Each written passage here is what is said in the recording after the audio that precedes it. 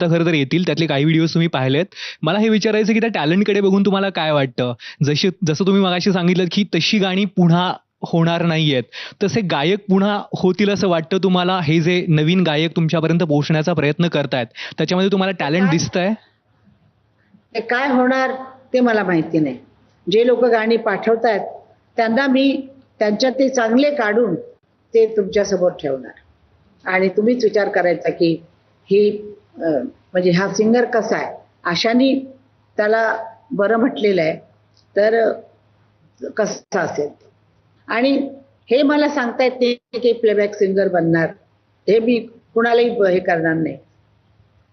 पण त्यांचं आयुष्यामध्ये त्यांना हे मिळेल की आशा भोसलेंनी आमचं गाणं ऐकलं आणि आमच्याशी बोलल्या.